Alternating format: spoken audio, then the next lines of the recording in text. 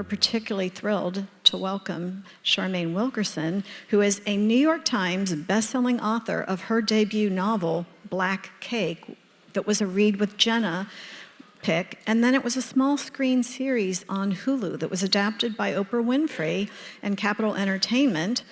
And these books have just made such an impact, and she is here to also celebrate Good Dirt, which is her latest book. And Charmaine had kind of the Nantucket experience, where she was delayed with a flight and in the end made her way to Hyannis and got the 8 p.m. ferry last night.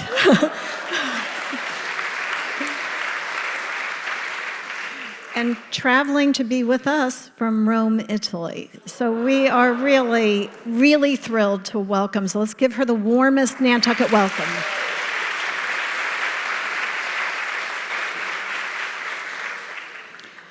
So Charmaine, she is a graduate of Barnard and Stanford, and I would think there were just so many paths that might have been available to you. How did you come to the road of storytelling? Well, first of all, thank you. Can everyone hear me? Is this working? Thanks for the warm welcome. Mary, you're amazing. Everyone who has organized the Nantucket Book Festival, I'm in awe of you, and it's wonderful to be here, and to be here as a reader, and to hear the conversations with the other authors. What a gift. So the paths in life. The path was circuitous in my mind, because I was one of those little girls who always read books and wrote little things, and I thought, I'm going to be a writer when I grow up. But I reached college at the age of 16, didn't really know how I was going to become a writer. A child prodigy, then? Not a child prodigy, but lucky. and so I was a bit young. We didn't have the advantages that we do have with online searching. I didn't really know how to go about writing. I don't think I was sophisticated enough or had anything to write about. Other 16-year-olds might.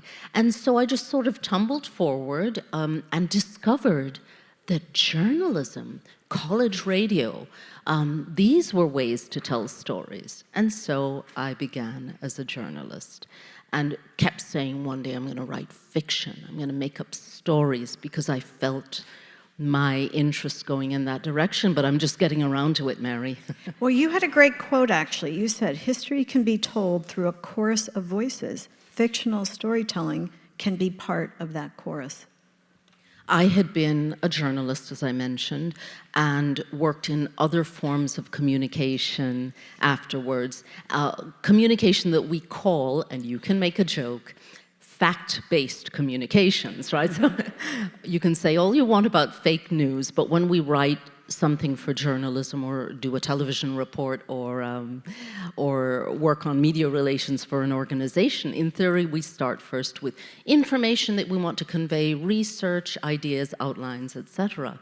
But I feel, at least in my case, that fiction, writing fiction, at least in my case, allows me to come closer to the messy truths in life. It allows me to explore more carefully difficult questions that I have in life. It allows me to get closer to people with whom I might not agree, people who might make decisions that are different from mine. And so I do think that fiction is the great channel towards the truth in life, because it allows us to be more tolerant. We are more tolerant of characters in fiction, much more tolerant than we are of the person down the road, or across the street, or in the office. Yeah, my career was television also, and I think what draws me to fiction is exactly that through those pages, we live another life. We live someone else's life. We enter on an emotional terrain, and it does enlarge and tell truths. And with this one, you know, both of your books have at their heart the story of a family and what grounds and anchors both of these is this physical element that threads into each family history. It's so deeply layered, and metaphorically, like that black cake, which you'll read about in her book, is a really layered, it's a Jamaican tradition of a cake baked for occasions, but it's more than a recipe. It really is a repository for memory, is this black cake, and what that signifies, and its memory, migration, the love that it signifies. And in Good Dirt, it is the power of a piece of pottery that carries the past with it. So both of these books make so clear that anchoring of what a physical object that carries your family history can be. How did you come to that? Well, when I write, I'm very interested in shifting ideas of home, family, self, identity, and the things that leave an imprint on our identities. In each of these books, which are about very different families, the physical object is something that also connects to an idea that I'm interested in, and that is, in a world in which we assign so much value to things because of their economic value or their price tag, mundane objects, everyday objects, things that might not be of interest to you but of great interest to me, may be the items or the objects or the symbols that say everything about who we are. And in these two particular stories, one is a recipe for a traditional Caribbean fruitcake, and the other, as you mentioned, is a big old food storage jar. And some people don't even think it's very pretty, but it has a story, and it says so much about the family and what they value. Yeah, and these families are so deeply written, thought out. They become so real to us. You know, you're threading the story of these families. They're really richly textured. And it's lives that pull us into worlds that we wouldn't have known. And it's through this emotional tenor, but how do you do that? How do you create out of your imagination these really deeply imagined worlds with complex family histories? So I admire writers who can create. I'm a fairly new novelist, and I have written some short fiction, but I've really only been writing regularly for about 10 years, and I find that I write from the gut, I write from emotion, I have a question, and I hear something or I see something, and I start to write, and I'm not always sure where I'm going. But then, of course, we research, we think, we edit, we rewrite, and maybe that's where the creation comes out. But I'm just listening. I'm listening to the question in my mind, and when a character comes to me, I just follow the character. Who is that person? Who's Mary? What's going to happen? Why did she do that? So with each book, what would you say is the overarching question? Because they're different family lines. What was the overarching question you had with each book? Definitely a question of identity. What is it that leaves a stamp on our identity? And how do the changes in our lives shift our ideas of identity? Who are we no matter what happens to us? And how are we different? So in the first book, Black Cake, there's a story of there are these young girls. They're girls, they grow into women, but they are people who have ideas of who they are. And they're constantly struggling against the expectations of other people and the stereotypes of other people and the messages about who they are or who they're supposed to be. And they're struggling because they're learning that their identities are made of both. I'm not just who I think I am. I'm living in a world. And so therein lies the conflict in the story. In Good Dirt, it's a young woman whose life is completely upended by a terrible event, and it leaves a stamp on her identity. And she's trying to figure out who is she, no matter what. And she thinks that the answer is to get away. But of course, she's going to have to take a different approach. But it's that. How do we form our ideas of home, self, and family? And what is identity? A person like me, multicultural, no two people in my family have grown up in the same place or were born in the same place. I don't even live in a country where my mother tongue English is spoken. And I think a great deal about identity, especially when you are a person, let's say very generally, a person of color, or in the case of the two families in the two books, Caribbean, American, African American families. We often think that our identities are about how we, our appearance, where our parents were born, our language. What is the overriding idea that really leaves a stamp on someone's identity? I'm fascinated by that. The interplay between what people see, what we are told is our identity, and then those other forces that completely shift how people see us, how we behave, the decisions we make. So it's a moving target, as it were. Well, you're a really fluidly moving individual, just because here you are now you're living in Rome. I feel like Audrey Hepburn. Rome is my favorite. But it's so interesting because maybe it's like the American abroad, but maybe that sharpens how you look at what it was to be American, because you are living in a very different place. Italy's very different than America. How did you end up in Italy, and how did that help form and crystallize how you became a writer, creating these imaginative, deeply textured worlds? Do you feel like that perspective helped sharpen that? I think that when people move, very often it does, we think, I'm living in Italy now.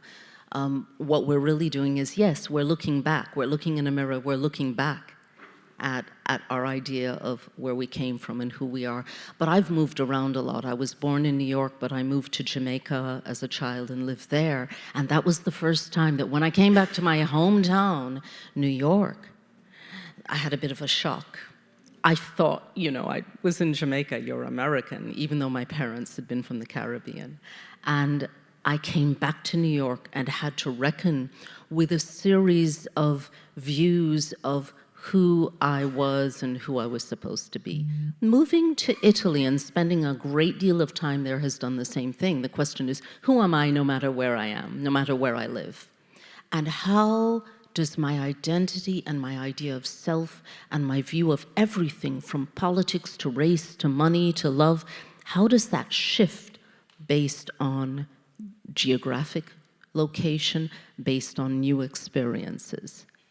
Well, you see that so much in both of the books, and especially when I think about Black Cake and that incredible story. But first there is history, because both of these books, there's research back here, because you unravel historic truths that both books contain the mark of our American history of slavery and racism that have left fractures, fissures, really scars on human lives generationally. And I think your books make so clear, again, the generational marks that we carry forward and that we find ways to keep persevering. So tell us about the research that had to go in, like the pottery, to understand. And I don't know that we always think about enslaved people were also working in clay, in dirt, with pottery that became commerce. So speaking of good dirt, this story began with a question, an idea, and then I'll get to the pottery if I'm not being too wordy, Mary. I used to be a journalist, and I used to walk into a stranger's home on any given day at the worst possible time. And I'd have to sit down and have very intimate conversations with people I didn't know about terrible things. And I used to go home and wonder, how will they manage? How will they find ways to thrive after unspeakable loss or with unspeakable pain, especially when that has become news? And that was one of my questions. And one day I was thinking about that again, and that's when the main character in Good Dirt popped into my head, and I began to follow her. So in theory, I was writing about how is it that we learn to thrive, not just survive. How is it that we find ways to access the fact that we're wired for hope, and that we tend to love and laugh and play and take care of other people and do good work even when we have suffered the worst. What is that? It's an ongoing mystery. So this book was written as a kind of exploration of that question. So where does pottery come in? On the day that I thought, how do we manage? Because I'd heard something else terrible in the news. And it's not always about the individual, it's about the communities, it's about entire countries. I think, how do we do this and how are we going to do this? What is the magic that allows us to step forward and keep going in a useful way, in a positive way, in a loving way? I heard a sound. What I heard was a jar falling off of a table. Then I heard gunshots. Then I heard a 10-year-old girl crying. The way I describe it is she's bleating like a lamb that has lost its way. That was the first thing that came to me. That's now the second scene in the book. It begins with a nicer scene. And so that you have a sense of why we love this family and why the family is mirthful and playful and why they have lost so much, because they have so much to offer and so much to gain still. But going back to that idea, I knew there was a jar falling off of a table. I knew it was a family heirloom. I knew that the loss of that heirloom would be devastating to the family, even though the loss of a person was even more devastating. And I thought, what is it? What is it? They're a wealthy family. They live on the Connecticut coast. They have everything a person needs. They have no financial worries. They could buy anything. Not anything, but you know what I mean. They could buy many beautiful objects. But I thought, no, I need to understand what would tell me something about this family. They happen to be African Americans. I felt that they were going to be long-time African Americans in New England. Who would they be, and what would this object be? And I started to do the research. But first, I started doing research into Black seafarers, because in my mind, I knew they were living on the coast because the father said, you know, it's in my DNA. People in my family have been seafarers. And I knew that a lot of people don't think of enslaved people or Black people being seafarers in the 19th century. Except here on Nantucket, where of course. we do have a tradition here. Exactly. And that's the point. Here, you understand. And here, you know about whaling and seafaring and the different people. But it was something that you don't see in fiction very often. I started to research, but I kept thinking, the jar, what kind of jar? And my research led me to the enslaved potters of South Carolina, of all places, because people do pottery everywhere almost. But there were entire teams producing, and it began to not jog memory, it began to trigger new ideas for this story. So I didn't start out to tell a story about a jar made by an enslaved potter with a secret message inside. But I began to read about real-life potters and reflect on the fact that in America, we think of agriculture. Imani Perry talked about indigo. We know about cotton and tobacco and all of the things that enslaved people helped to produce. But the truth is, there was lots of work to be done, and I think in New England, people understood that more. There was lots of work to be done, and if you look at the historical record, you find that in Massachusetts, of course, enslaved people were doing a bit of everything, from sail making to wagon making and the agriculture and helping in the household. And so what you see is in the South, the American South, where agriculture was huge and so important and so greatly supported by free and forced labor, you see other kinds of work, and strangely highly skilled work, and maybe different relationships with the work. Well, it's just so interesting. First of all, any of us who might have played around with, maybe one day we have a novel in us. Like, I don't know that any of us are fortunate enough that we start visualizing and creating the world that came to you, that you began to see this character, you began to thread this story, which is really remarkable. And placing that family as a wealthy family, one of the only Black families in this coastal seaside town, it was also another way of raising, as you say in fiction, you raise a larger issue here by literally where you chose that they would live. So there must have been something deliberate about that choice of the Freeman family living in this predominantly white coastal seaside town. Again, that whole identity, a wealthy African-American family living in an exclusive enclave in Connecticut and a jar falling, pretty much came to me on that first page. It doesn't always come that way, but it's an idea of emotion. What I do find interesting, Mary, and I think we're seeing this more and more in storytelling, Wally Lamb was talking about maybe telling the same kind of story over and over again, but the characters are different, the situations are different. How is this story the same over and over again? One of my repeated themes, I think, is reflecting some of the world that I see around me, but which we don't see in the pages of fiction. We don't always see on the screen. More and more we're seeing that, especially as we see so many stories in the streaming services. There's so much stuff coming out. But I think this is interesting. I invented a family, I imagined a family, but perhaps I pushed the envelope a bit because I felt I'm writing about the kinds of people and tendencies and history that really exist, okay?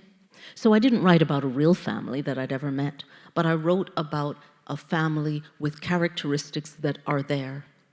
And what she's done, and again, we hope you'll read both of her books, but what she's done is created really like idiosyncratic things to hold on to that, again, craft individual stories. And you know that Ebby's hanging on the alarm clocks, the alarm clocks that have to go.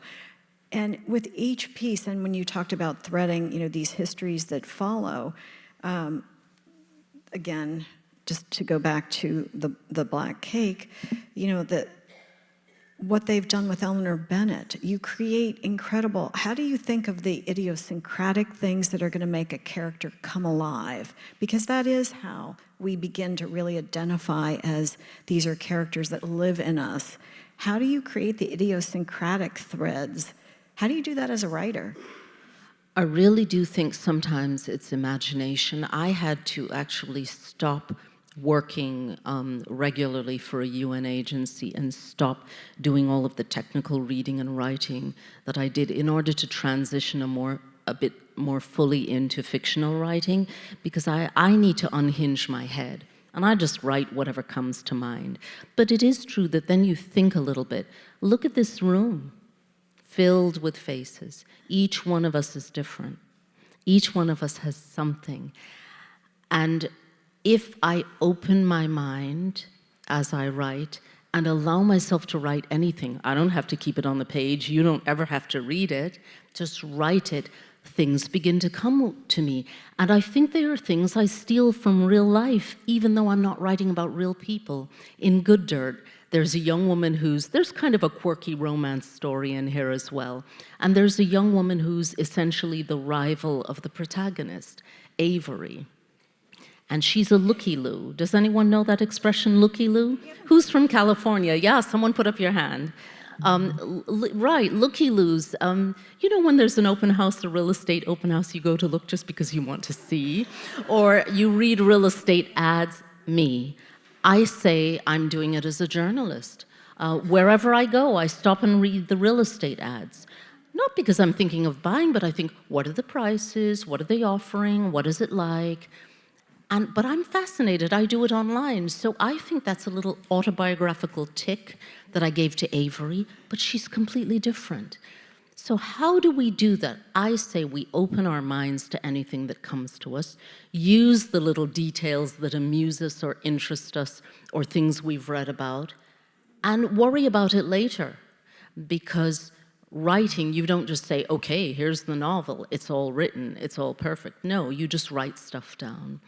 And then you do some research, and then you revise, and then you revise again, and then you begin to look back and see things that are seeds that you've planted, and you think, I'm going to go back to chapter 3 and make that seed sprout, so that when we get to chapter 50, there it is.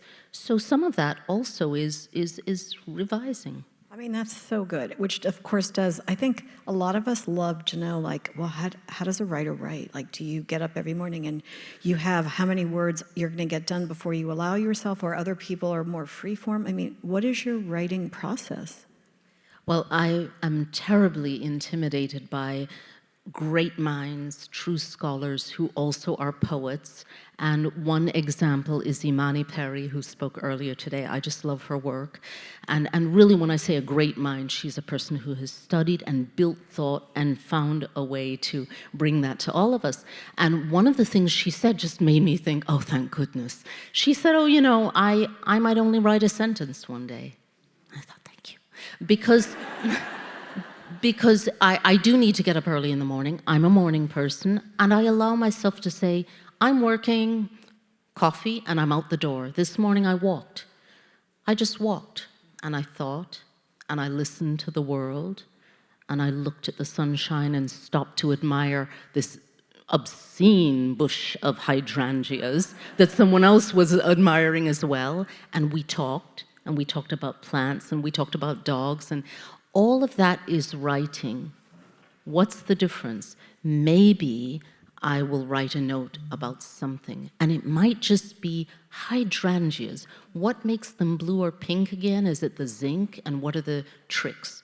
And that might end up being something in a character's, you talked about idiosyncrasy, it might end up contributing to a character.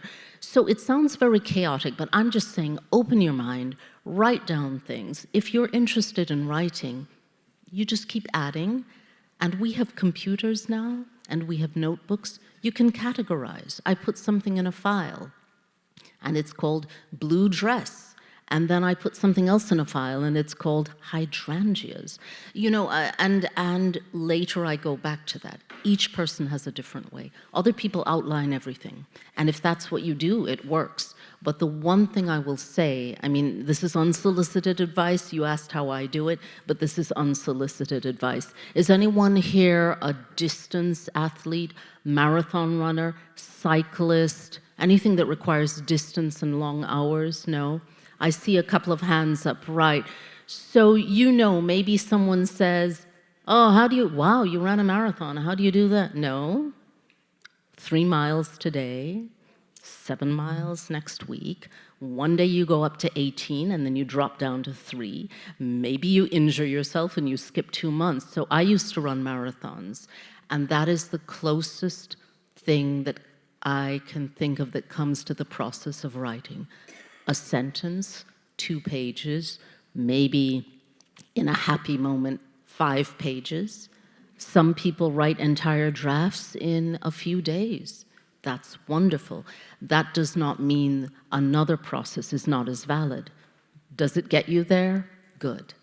Yeah, no, I mean, it is idiosyncratic, but maybe we're all going to find ourselves. Maybe Nantucket is going to be a folder in her notes, and maybe we'll find a couple lines there. Only Ellen Hildebrand has already written it all. Well, but she said she's retiring the Nantucket book idea. She's not retiring. She's an amazing writer, but she said that's it for the Nantucket stories right now. So there could be an opening over here. One never knows. But I'm caught, so with both of these books, I'm so caught by the sibling stories that each book carries, because we all know how complicated families can be and sibling relationships can be. And each child carries their own experience, you know, within the same container of family, but they're living different lives within the identical containers. And there's loss at the start of Good Dirt, but loss figures in Black Cake in really significant ways. How did you develop the thread of both of these books, which contain powerful sibling stories? Well, I'm fortunate in that I have siblings I love very much, but you know, we're very different. I think I often write to the areas of either absence or omission, and I do think about family a great deal. How is it that, you know, I come from a family of long ago divorced parents, remarriages, went on vacation with my technically half-brother and my stepsister from the other side of the family. So our family is made of these alliances. What allows us to form family and form relationships. But when I talk about writing to absence, there are two things I love writing about that I have never experienced. A truly long-term sibling relationships across gender definitions, brother, sister in this case, where they have grown up together. I actually lived alone for a number of years in Jamaica while my siblings were elsewhere. So I do not know what it's like to live and grow up with a sibling. I also don't know what it's like to have a grandparent. I never knew my grandparents. I don't know. I like writing about, there's the big brother and the little girl who's following him. And I love writing about grandparents because although I have not had these things, I have seen them. I remember watching my own parents become grandparents and thinking, wow, even though I had not had grandparents, I would watch them with my sister's children, my brother's children, that kind of relationship. So I do write to points of absence and enjoy that. I just do. I try to imagine what that's like. What's powerful is I'm so surprised by this because you write with such authority and authenticity, and I have an estrangement with one sibling, which is really hard to carry, and you capture things so realistically that, again, it's just tribute to your creative imagination, to your talent, to the brains, and everything that allows you to craft a story, because it does remind me of the things we carry, that legendary books reference, because it holds true with your writing in both of your books. And it's lessons kind of for all of us of what do we leave behind? What do we leave behind for those we love? And I think about the physical things that we leave behind, but I'm really caught by her character who leaves behind a voice recording for her children. And this is in the hopes of threading love back into their lives, weaving this story that was so beautiful. And how did you come to that idea of a voice recording? Because, message to all of us, none of us will be here forever. We all will leave people we love and who love us.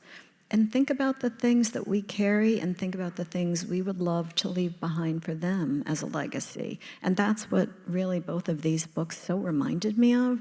So how did you come to the construct of let's leave a voice recording behind? So for those who might not be familiar with Black Cake, my debut novel, in Black Cake, a mother leaves behind a USB pen drive, a memory stick, and the idea kind of came from that phrase. I remember way back when we used to call them memory sticks, at least my journalist pals. But of course there are phrases, USB, pen drive, etc. So I knew that I wanted the mother was waiting for her estranged children to come back. Well, one of them. One of them was with her, the other one had distanced herself. She kept waiting for them to come back so that she could speak to them frankly about her hidden past. They never did. She dies. She knows that she's at great risk of dying, and so she begins to record. And I liked the idea of the memory stick because we're living in these times.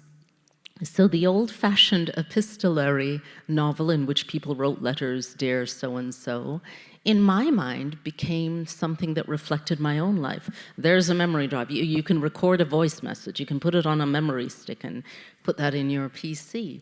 So it's a reflection of the age-old epistolary novel in which people write letters and leave those as legacies for people, but it's a modern take. These are our lives today. Whether or not you use a laptop, it's part of your reality, yeah? Well, I was so caught and captivated, so do get Black Cake, as well as, of course, Good Dirt, and you can see when you really read something because you want to pay attention, but it's so beautifully written, but it does, so I was so caught and captivated by Black Cake, but I wasn't alone. Oprah Winfrey was also, and so was this entertainment company, and it was made into a Hulu streaming series, which I really wish they had had season 2, But what was that process? Because, there have been writers who've come through our doors and they have had books that have been made the process to screen. And it's always, it's always a different experience. And it's almost what I've heard is you have to almost give it up like it's here, I'm giving this to you to raise because it's going to be their interpretation on screen. What was that process like? And first of all, congratulations, that's pretty thrilling. Thank you. It was really interesting and exciting to find that other people thought enough of the book to want to do something with it. So there are some people who do have much more control over what they do. One example of an author whose work I love, who's just published a new book, Taylor Jenkins Reid. She's just published Atmosphere, #1 New York Times bestseller. But the point is that Taylor Jenkins Reid does a lot of her own screenwriting. She's very heavily involved. She lives in LA. I was in Italy during the pandemic, was thrilled to have found an agent and a publisher when my agent said something about, would you want to do the screenplay? And I said, I don't even know how to be a novelist. Honestly, I would like to finish editing this, write my next novel, and if someone really wants to do this, I want someone who knows more about what they're doing.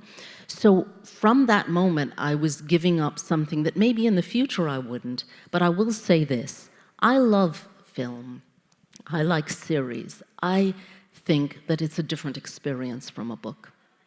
And if the series is different from the book, which it is, because you had screenwriters adding scenes, removing scenes. One of the actors actually rewrote a scene that I had more comments on that scene than any other. He's the one who rewrote it. And I think that not this book, but Black Cake, if the series seems different from the book, in a way, I like that, because I would like to think that going forward, people will still find value in the book. I wrote a book. I wrote something for the page. I wrote chapters that were 1 paragraph long. That wasn't for film. That was meant for the page. And I love that talented people could take the central ideas in my book and interpret them and grow them into something on the screen. Now, I was consulted. I did work on this. I would get a lot of questions about research. What about that town in the Caribbean, which is the country's never named? Where is it? Is it inspired by something? What about the company in Scotland? Who is this person? Was there a real person like that? A lot of questions like that. And then I saw the scripts. So that was the first moment that was a little odd. What was that like? So when they present the script and you're seeing words on a page, what was that like? It is both disorienting, nerve-wracking. I said both. I mean 3 things. Disorienting, nerve-wracking, and also thrilling. Because you're seeing completely different language, actually. You're seeing a different structure. Sometimes I would become nervous because I think, oh, okay, no, I think, but I would say, oh no, I'm not sure. And then I would take a moment and write, perhaps you would wish to consult your dialect coach, but it's my impression that in the 1950s in Jamaica, this might not have been said. And that's me going, oh no, no, no. And you very learn to do those diplomatic. things. That's Yeah. very diplomatic. But it's interesting because film often needs to bridge the past with the present. We do use contemporary language to capture something that might have been said in the past. But there would have been 1 or 2 things where I thought, not sure about that. And so it was interesting. It was nerve-wracking because I wanted to communicate in a very positive and collaborative way. And it was thrilling because this story was coming to life, and when I saw the story on the screen for the first time before it went public, I found myself in tears. I saw a scene that I'd never written while they were filming in Wales, and it brought tears to my eyes also. And I thought, I didn't write that scene, but they get it, and they created this scene, which I chose not to include in the book, and it just made my chest swell with emotion. And I thought, how do they do that? So, as usual, this is why I write novels. I go on, but it really was a multifaceted. No, but It really was a multifaceted experience. Yeah, I mean, It's so beautiful because you're right. It is, when you watch this on screen, it's a different layer, it's a different experience, but it begins with your words, and it begins with what you've planted as ideas. And it really, both of these books, I kept thinking of the poet Amanda Gorman, who wrote, they buried us, they didn't know we were seeds. And in your stories, you plant these seeds of family and legacy, siblings. How do we go on? How do we create this history? There's generational resilience. There's strength. There's courage, perseverance, and a determination to live lives of purpose and peace. And most of all, your characters live with love. And it was joy to enter your worlds. And it is pure pleasure and privilege to welcome you. So we thank you so much for being with us.